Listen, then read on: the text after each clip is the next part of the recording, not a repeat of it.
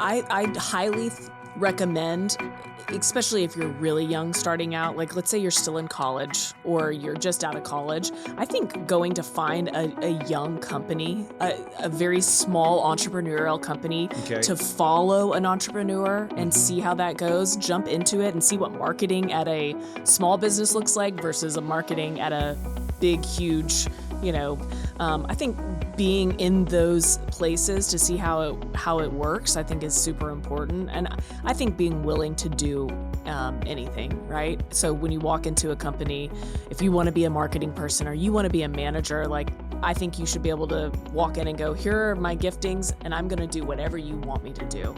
That's a tough message for this young generation. It is. And the people that stand out to me are willing to do whatever job needs to be done. Welcome to Well Coached, a podcast about how people, sales, profit, and self can transform your business. I'm your host, Chris Weinberg, and I have helped hundreds of entrepreneurs get into their highest productivity zone and become corporate enough to succeed. Let's get into today's episode.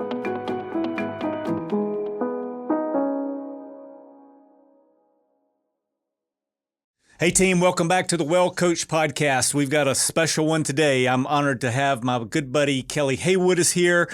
She is a baller in this industry, in the entertainment industry. She's the founder of KCH Entertainment. She's a co-founder of the That Sounds Fun network and now co-founder of H Squared Management with Lee Holt. Kelli's got this unparalleled expertise in artist management, brand development, and marketing strategies. She's got a resume that we could talk about all day long, but some of those collabs include stuff with Blake Shelton, Kelly Clarkson, Reba McEntire. It just goes on. And in 2023, she was elected as the president of the Leadership Music Board. Did I get that right? Leadership Music Board, and just continues to grow her expertise. Band is certainly well thought of in this town, and I can't wait to dive into it. Today, we're going to talk about all of those things.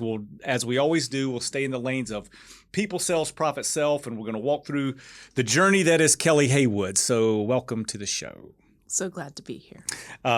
Kelli and I have been hanging out together for several years now, and it's just been a ton of fun watching her morph and grow and challenge herself. And, we talk about disc profile a lot out there. Kelli leads with a D. She's got an I climbing up right beside it, and then that C is sneaking up there too. So we'll talk about what that means a little bit. We'll weave that into the conversation too. But as you can see, she's got lots of things going on, as Ds always do. And wrangling all that in and making something productive out of it is always the thrill and the challenge. So away we go. We'll start into the people section. Yeah. Okay. So you and your partners, Lee and Annie, in different companies, y'all all have a D streak running through your disc profile. Tell us a little bit about how you guys navigate decision making and also maintaining harmony in a team where you've got some dominant folks riding right beside you.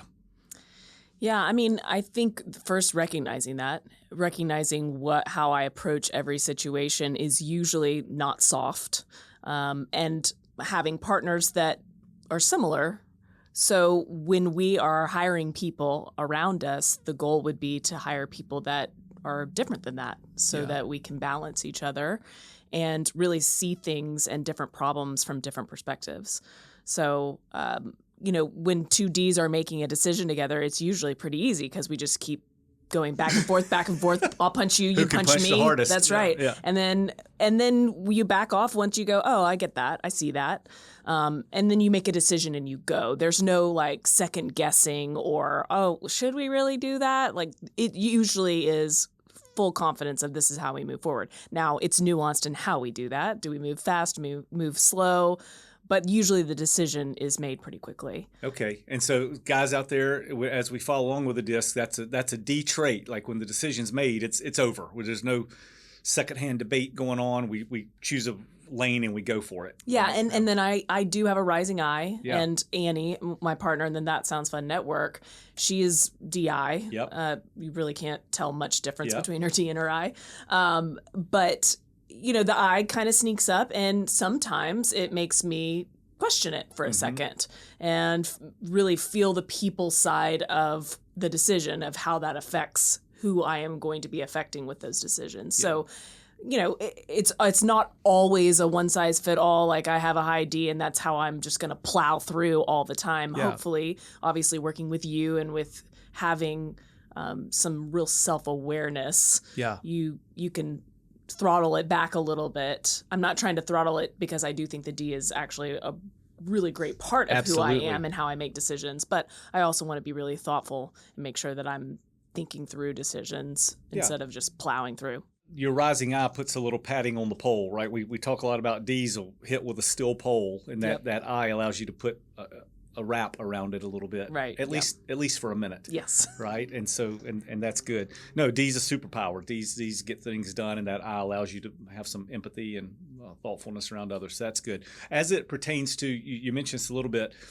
Are you conscious about building as you build the team out about making sure the family tree forks in terms of other profiles? Yeah, I mean, I am really looking at the disc whenever I'm hiring specific roles that need specific traits, right? So I have an assistant who's a super high S and C. Yeah. So I need organization, which is the C, and then I also need loyalty and padding, someone to show up and be able to kind of absorb me and sometimes and be okay with it, not feel like that's gonna, shake them. Right. But I need that type of person in that specific role. And then also in leadership roles, I am looking for those other three to kind of rise because I want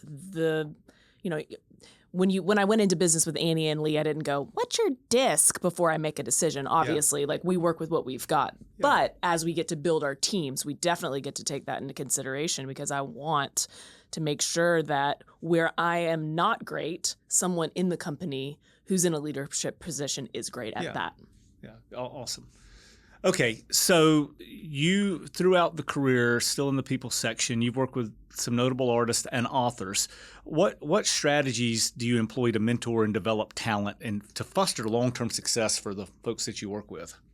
Well, some of it needs to come to the table with them, right? Mm-hmm. So not everything is something that I can help build. But if someone with talent in their specific area, so if it's in music, they're obviously a great musician, or if they're an author, they're a great writer, or a podcaster, they're a great interviewer, orator, all of those things.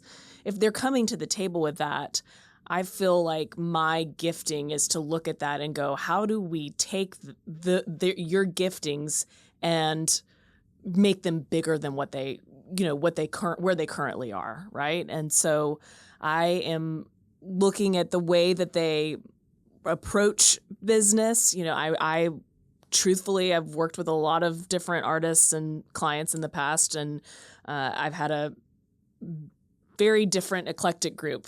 And some of them are really hard workers and driven, and some of them come to the table and they just want you to do everything for them. I'm not interested in that. I want someone who feels like a partner, that we're going to go in on this together. We both have big goals for each other. And even if you don't have like I want to be the next Oprah, that's okay. You can have goals that are manageable, but I want you to care about what you are doing. And then what I feel like I can do is come behind you and go, here, that's a great idea.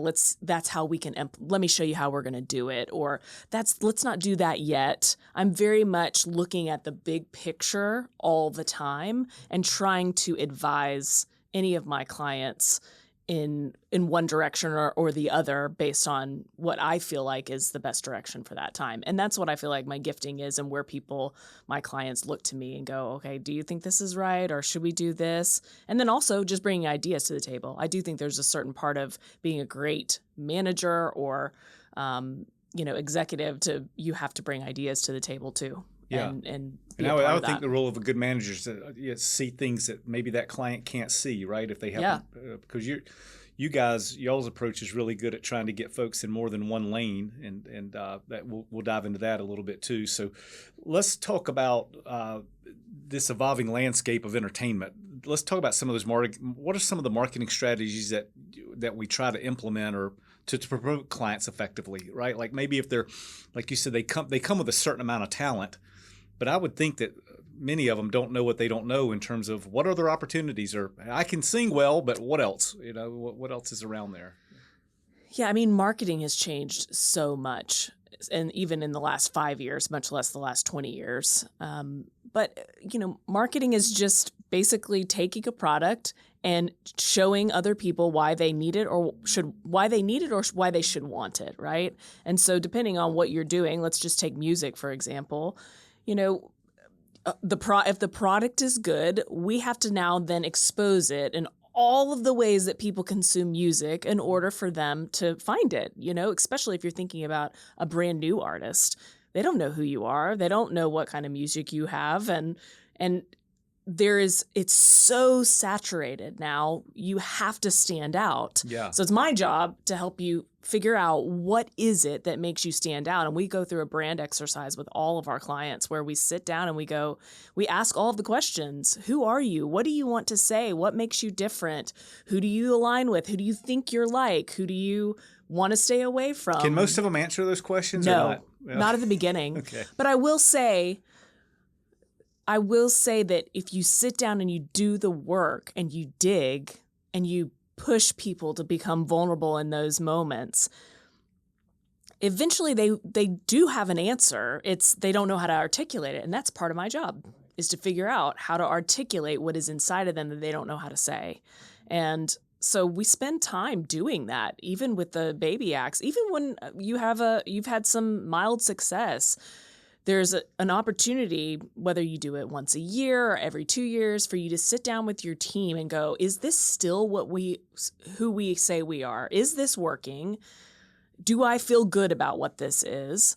And then you get to decide, do we shift 3 degrees to the east? Yeah. And it still looks very similar, but we might be moving towards a new direction in addition to that, so that in 5 years it looks a little bit different than where we're sitting today. But you have the opportunity to check in and really make sure that the message is what you want it to be about who you are and what you're trying to get out there.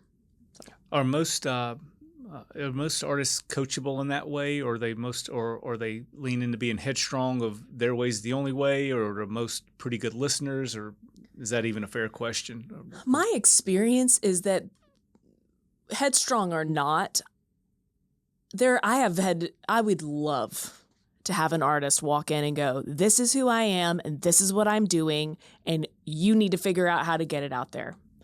That does not happen. Okay. Most of the time they're coming in and going, I've got these songs. This is kind of what I want to do. I feel like God's gifted me with this talent, and can you figure out what to do with it? I would much rather have the other, because I can tame that down. I feel like I can kind of mold it a little bit. Mm-hmm. But I would say that the majority of the time it's the other way around. And that's not necessarily a bad thing. Like I said, I feel like they're deep down, they know some of the answers.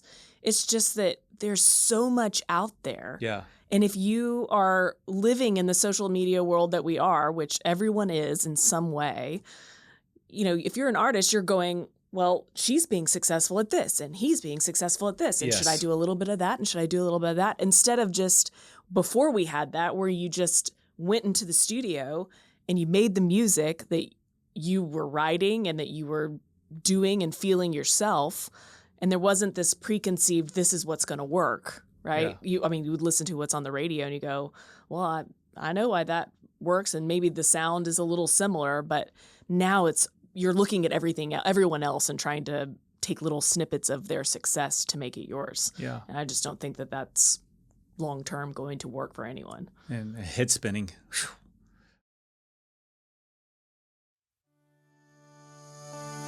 Hey team, are you looking to elevate your golf game year-round? Nashville City Golf, located within the Nashville City Club at 200 2nd Avenue South, offers a premier indoor golfing experience right in the heart of downtown. With over 350 real-world courses available on state-of-the-art TrackMan.io simulators, you can challenge yourself on some of the world's most renowned fairways without leaving the city. Whether you're a seasoned golfer or just starting out, our facility caters to all skill levels. Features of the club include TrackMan.io performance tracking, an adjustable swing stage, indoor putting, and great upscale lounge and food and beverage, as well as PGA instruction right on site. Nashville City Golf isn't just about swinging a club, it's about experiencing a revolution in golf practice and entertainment. Our cutting-edge features elevate your game and create an unforgettable experience. We offer flexible membership options to suit your needs, as well as booking for an individual sessions. Ready to tee off? Visit NashvilleCityGolf.com to learn more about memberships, book a session, or schedule a lesson with one of our PGA instructors. Elevate your game at Nashville City Golf, where the best of golf meets the best of Nashville.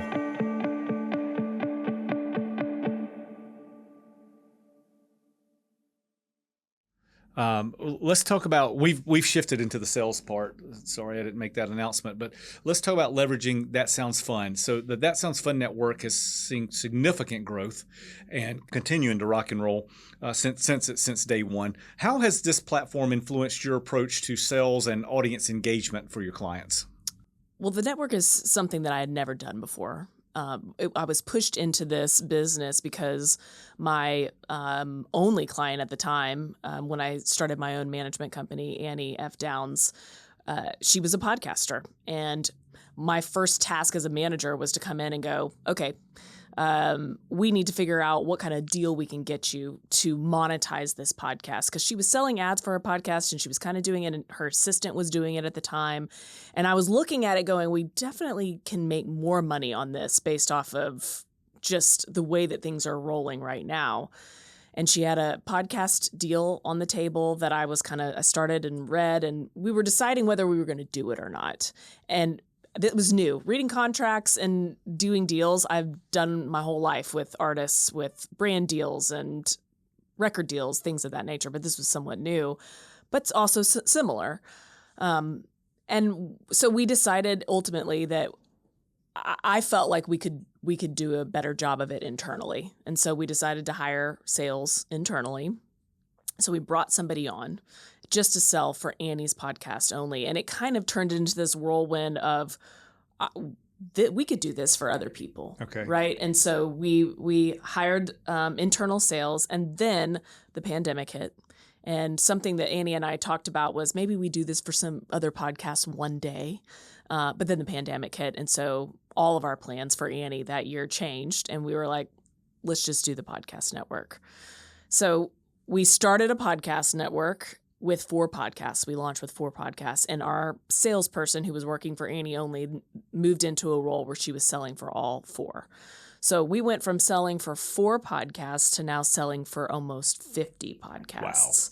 Wow. So as you can imagine, things have changed quite significantly. So when you ask me, like, how does that, the way that you do sales and the network and marketing and growth, how has that changed? I mean, I have learned so much more in the last 5 years about audience growth and sales than I think I had in my entire career before that. But it's really interesting.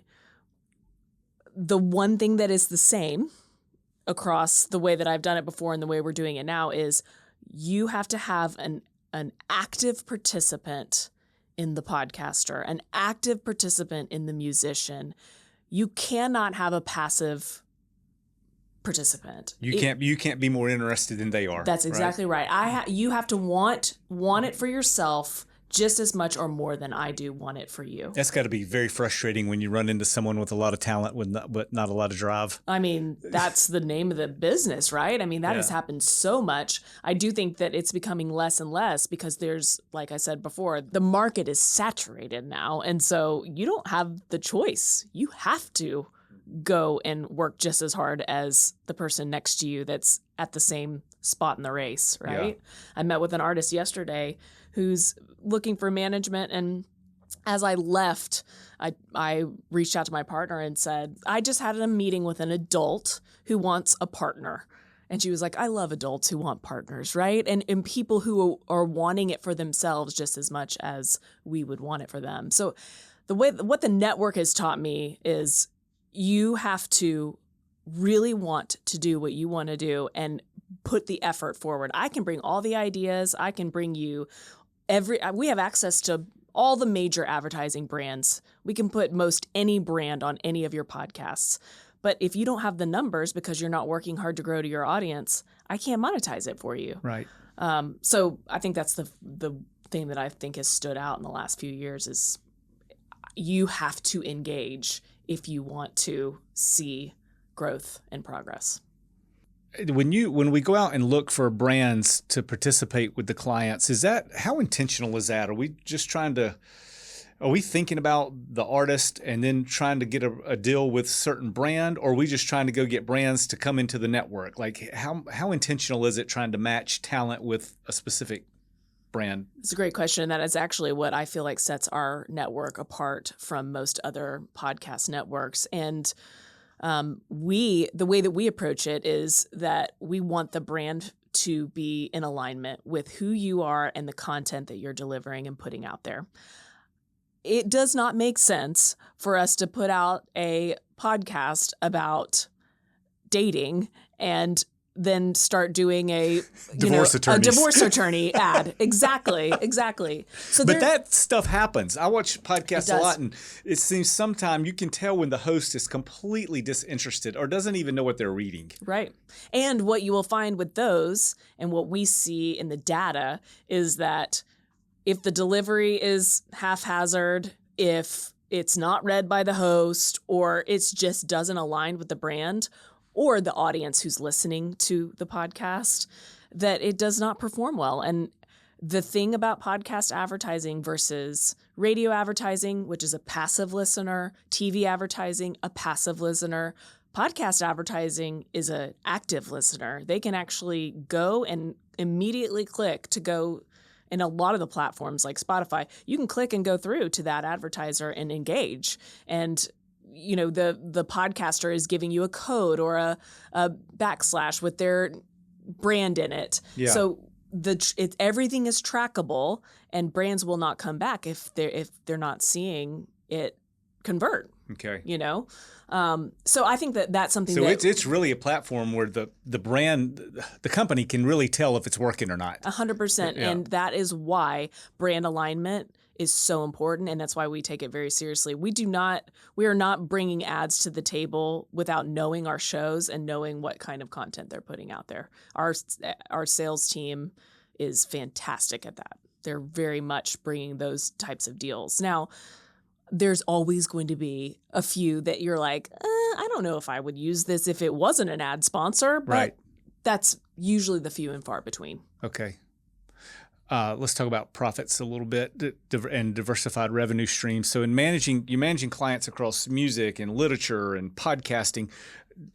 What are the strategies that you employ to help diversify revenue streams so that this client can have long-term financial stability? Yeah, I mean, I'll give books and publishing as an example. Publishing is, in my opinion, the most ancient of all of the current mediums, right? If I want to record a song right now, I can go into my home studio and then release it by Friday. Books, it takes months to write, which of course that process you wouldn't shorten because that's the art part of it.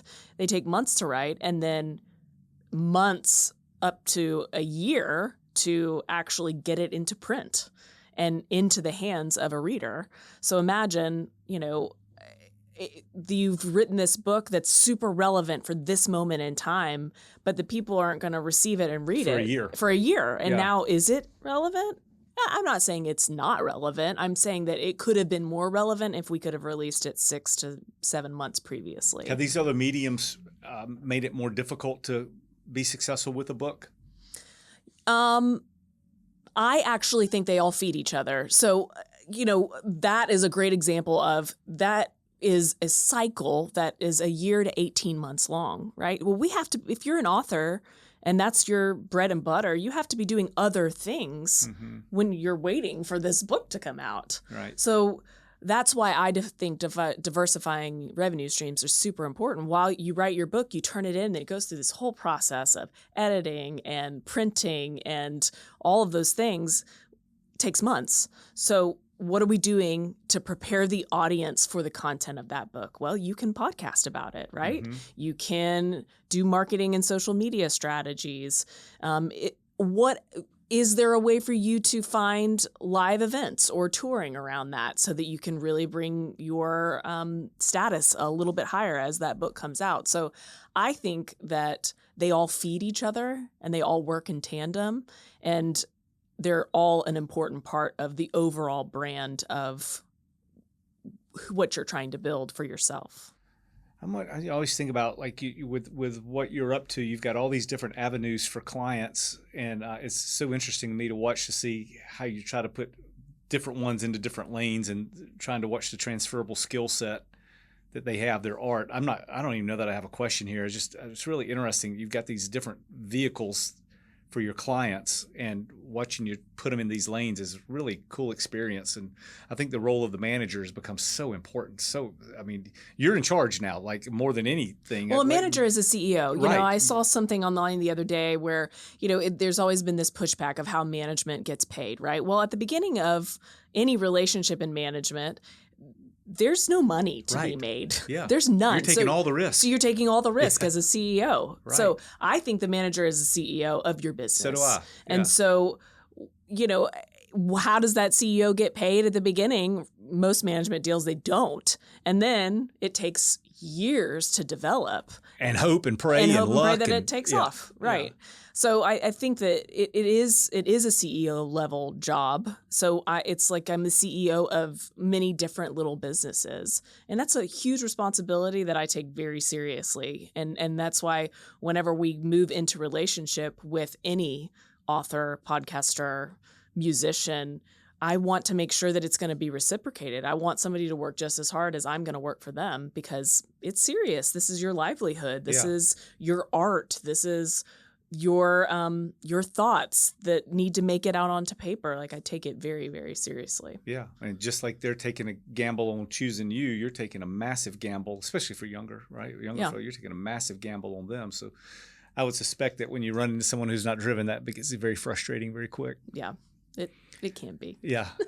How do you guide clients in balancing their artistic vision with the commercial aspects of the business? Ooh, it's tough. Because not all of them care about money, or they don't think until they have it, right? Or don't have it, one of the two. Right. But Yeah, I mean, not all of them care about the financial success, sure, but also there's also that push and pull of what I know will work for a specific client, but they don't feel called, or they don't feel that that's their lane. mm-hmm. So how do I go, okay, well, am I going to try to push and convince them to go down this lane because I know it's actually going to be financially fruitful, and that's Right. how I make my money?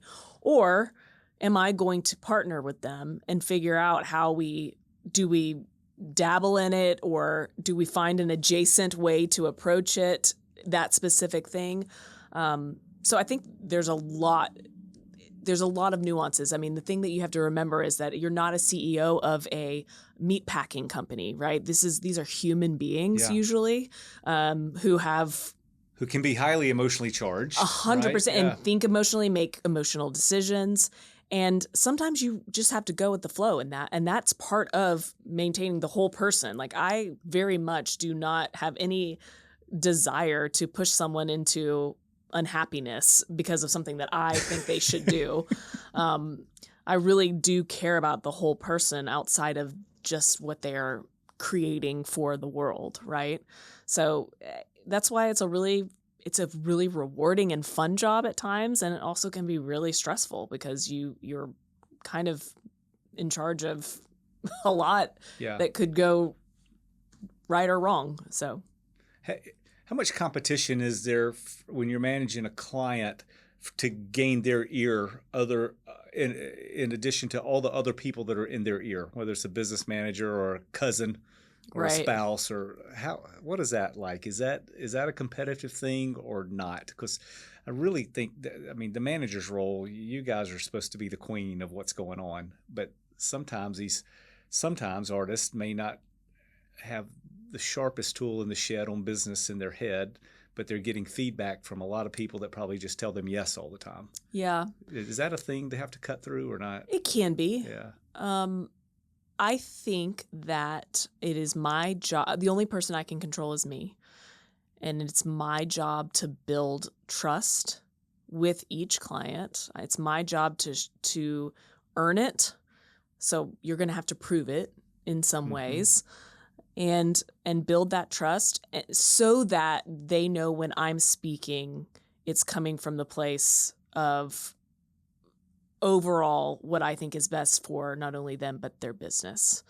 There's always going to be those other people. And truthfully, I don't think that I should be the only person talking into their business. I do think people need other advisors. They need a business manager. They need, if they have an investor and things of that nature. I totally am not like, I want to be the sole person that's speaking into the business. But I think that it's important for you, if you're going to be a manager and sit into that space, that you have to earn that trust to be heard, and respected, and to know that, okay, if I'm the artist and I'm looking at you, Chris, and I'm going, this is what I think we should do, or that your opinion matters first. And so I'm trying to build that trust with each of my clients. Okay, that's good. Let's talk about self a little bit. Your disc profile indicates that high D, I's kind of close to it, and the rising C. How has your personal growth influenced your leadership style? I would say that as I've gotten to know how I am wired, that I embrace that, but I also, like you said at the beginning, like I lead with I'm going to beat you with a metal pole. Yep. I have learned how to put padding around that. And I don't mean that just in my business life, but also in my personal life, because I can come on a little strong. I can come out a little rough. I don't always use the best language. Sorry, Mom. Would sorry. you like to share any of those words now? No.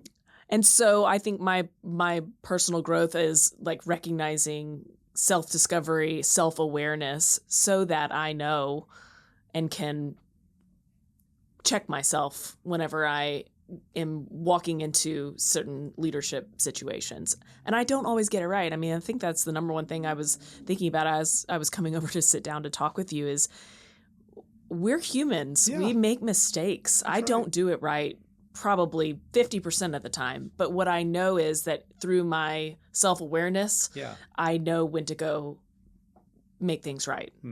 And I have absolutely no ego when I am wrong to say, I was wrong. I did that poorly, or I was too rash, or I didn't approach that in the right way. Let's do it something different, or, and apologize. I think that that's something that I feel like leaders sometimes feel like makes them look weak. And I actually think that's one of my superpowers, is that I have no problem saying I'm sorry. Yeah, that's great. So she just said a lot there, guys. With that disc profile, with those DC combinations, what you'll always get with that is you will always know where you stand, because they're going to tell you where you stand. The other side of that is not everybody wants to hear where they stand. And then she's talking about EQ, which we talk about a lot here too, and that self-awareness of how to toggle it. And the tools that we talk about here with DISC and EQ, it's not ever about being perfect. You're still going to flub up and make mistakes, but it should make mountains into molehills where you can catch it faster, react to it quicker, reset course, things like that. Yeah, absolutely.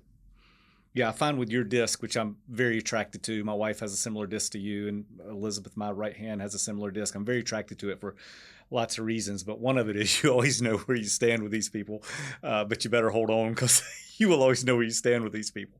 So I appreciate it a lot. I appreciate that a lot. So you've got a lot of things going on in your life. You're a mom, your spouse, you're involved in the community. You got these 3 businesses you're paying attention to. How do you prioritize self-care and staying healthy? It's a practice, I'll tell you that. There are seasons that I don't do it as well as others, but I find that when people say, you can have it all, I actually don't necessarily think that that's true. I think that there are times in my life where my family doesn't get as much of me that they deserve, and vice versa. There's times when my businesses don't get as much of me as they deserve as well. And I have to just be okay with that. But I also am super aware of it. And so I really strive to make the most of it when I'm in those seasons of, okay, I really need to be in my family's life right now. This needs to be a priority. We're dealing with some things or with our kids, or we're trying to juggle different work schedules. I feel like if I focus on that in the times that I need to, I'm actually making myself a better person as a CEO as well. And thankfully, I have people around me that give me grace for that. And a lot of that is get in partnerships with people who have aligned beliefs with you. Both of my partners love their family and make that a priority for them, and they both love their business and make a priority for them as well. That's a good point. When you're choosing partners, you got to choose carefully, right? 100%. And if you have a partner that is just a family, if they for whatever reason they're not family oriented or whatever, they will never understand how you are. That's exactly right. And you just can't overcome that. And that's nobody's fault, right? But if they don't have some similar lifestyle to you, then they can never understand why you got to be at Johnny's basketball game. Exactly. And I wouldn't take a partner that didn't feel that way for me. And mainly because my instinct, who I am, who God made me to be, is to actually abandon my family and go hard and try to be super successful. Mm-hmm. Like that is how I am wired. Obviously that's not what I do. But if I had a partner who was like that, I might trend more that way. Yeah. And that's a great one. We've talked about on this podcast a lot where early stage entrepreneurs particularly it's folks with our disc profiles, any kind of D action going on and I action going on, it's easy for us to fall in love with the business as much as we do with the people at home. Right. And we try to be, that's why we call it people, sales, profit, self, right? You have to be intentional. Right. Because folks that are built like us, we love the work. It's not even work. I don't even call it work. Right. So it's just part of the fabric of life that we love just as much as anything else. Right. So yeah. Yeah, that's a good point too about aligning yourself with someone who does have similar values or similar traits, because you could lean into their bad habit of going off and just focus on the business part, and that can be a marriage killer in a hurry too. So that's perfect that you're conscious of that too. So what's next what are the big goals for That Sounds Fun and for H Squared? Well, for That Sounds Fun Network, I mean, I think we have just really tapped just to the very beginning of where we can go with that network. I mean, podcasting, I think that I saw a stat the other day that by 2030, every single year from now until 2030, podcasting will be growing 23% a year. Gosh. There are not many businesses that grow at that rate. And so I think that we are just at the tip of the iceberg with regards to the network. I think, our goals to serve as many podcasts as we can, doing it well. Like we definitely don't want to get over our head to where we're just doing it for numbers' sake. Like we want to be really good stewards of the content that we're putting out there. So we want to be great at sales, and we also want to be great at the community side of it, which is the two major things that we do at our network. So I think that's for the network. And then with regards to the management company, Lee and I have had management companies on our own for many, many years, and joining a company together is hard work. Yeah. And so we are really, really excited about who we currently have and what the careers that we're doing, managing. But I also think that we're really excited about bringing on more new talent and excited to see where that goes. So. Yeah, and for those of y'all that might just be picking up for the first time, our partners Lee Holt, who had MadJet, was her management company. And Kelly and Lee have been good friends for a long time and collaborate anyway. So last year put the two together. That's right. Right? Yeah. Yep. And you talk about a lot of horsepower there. I love watching it because you got two supercharged high D go-getters, and that is a rocket ship to be a part of for sure. What about advice for folks, individuals that might be aspiring to get into the entertainment industry, other than don't do it, particularly in management and marketing roles? Any advice for those folks? I highly recommend especially if you're really young starting out, like let's say you're still in college or you're just out of college, I think going to find a young company, a very small entrepreneurial company Okay. to follow an entrepreneur and see how that goes, jump into it and see what marketing at a small business looks like versus a marketing at a big, huge, I don't know, whatever it would look like. I think being in those places to see how it works, I think is super important. And I think being willing to do anything, right? So when you walk into a company, if you want to be a marketing person or you want to be a manager, like I think you should be able to walk in and go, here are my giftings and I'm going to do whatever you want me to do. And usually That's a tough message for this young generation. it is. And I think that the people that stand out to me are willing to do whatever job needs to be done. I own a small business. I think we have 9 people that work for us. Yeah. And, I load the dishwasher whenever Right. I'm the last one out. Everybody does everything whenever you're a small company. And usually small entrepreneurial companies can be really fun to be a part of. And it's also a lot of hard work. Yeah. So I think that when you're young and hungry if you want to be the next manager of George Strait or Lainey Wilson or Jelly Roll, I think you need to know that you've got a lot to learn. So step into any role where you might be able to experience what that might look like. Yeah. So don't narrow your focus too early. Yeah. Right? I mean, 100%. There's so many jobs in the entertainment industry. I can tell you right now, I can literally picture 2 or 3 people who started as an assistant on an agent's table, or they started as a promo assistant in the radio department at a record label, and now are literally heads of publishing companies. Well, our buddy Beth was a receptionist, Receptionist right? at BMI, right. I mean, there is no job too small for you to jump into and then begin your career. You can learn so much sitting at a desk. If you're sitting at a desk and an assistant, you think that is beneath you, No way. I cannot tell you how wrong you are. You have the opportunity to know who every president of every company that's coming to sit at your boss's table. You're ordering lunch for really important people. Like, pay attention, Yeah. make an impression, and learn what you can learn and take it into that next job interview that you get for the coordinator position. Yeah. That then turns into the management position. So that is my favorite part of my story, is that I literally started out as a temp at Warner Brothers Records because they didn't have a position, and I was like, I'll do anything. You want me to put hats in a box? I would love to. I don't care that nobody cared that I had a business degree. Yeah. Nobody cared that I had a BBA. They were like, those hats need to be in those boxes. Right. Right. And so I said, And your sure. ability to show up and then get the licks in, right? So I think that sometimes, this is a gross generalization, and there's plenty that aren't, but some folks in the younger generation, they want this instant gratification. Totally. And the real way to success is get in the reps, right? That's right. Building blocks, get in the reps, start wide. You can always narrow your focus later. Right. But yeah, that's awesome. Anything else? What do we need to know? What do we need to know about H Squared or That Sounds Fun Network?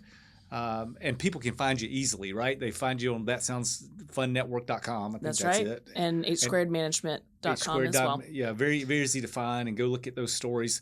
But these guys are rocking and rolling. They're so much fun, and they're just really good people. And so the network, I love being around it. It is just absolutely exploding. And to your point, podcasting is just crushing. It really is. And if you have a new podcast or you have an idea for a podcast, we have a program called the Horizon Program. Yeah. Talk about that a little bit. Yeah. Thank you for the question. They've got this great incubator, I call it that. But anyway, it's hard to go break in and go start something from nothing. And they've got this wonderful way to saddle up and partner with them. So talk to us about the Horizon Program. Yeah, so the Horizon Program is for anybody who, let's say you've been online and you've been talking to a fan base for a period of time, and you're like, I want to do podcasting, but you don't have any idea where to start.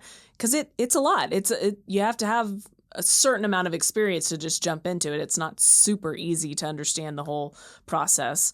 Or you're in some other areas, but you want to move into podcasting. We have this program called the Horizon Program, where it's a turnkey solution where you come, you get to have access to our staff. You get access to our industry roundtables that we put on every quarter so you can learn more about podcasting. But we basically help you build a podcast from 0 to 100. So we'll see you through the process of creative. So what the artwork looks like.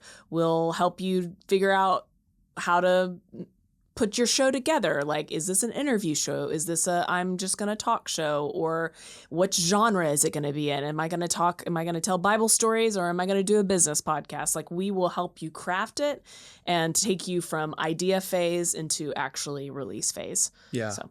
And it's a wonderful program. I've been a part of it. And the way I look at it is the podcasting, the barrier to entry is low, but the barrier to looking good is high. That's right. And that's what the Horizon program can do. It can make you look bigger, better, more talented than you are. It puts you in it leapfrogs you over folks just doing it by themselves. Yeah, and obviously, like, the way that since we work with so many shows that have lots of audience, we work really, really hard to make sure that everything that comes out on our network is of the highest caliber, and we would do that for your show as well. Yeah, thanks for coming.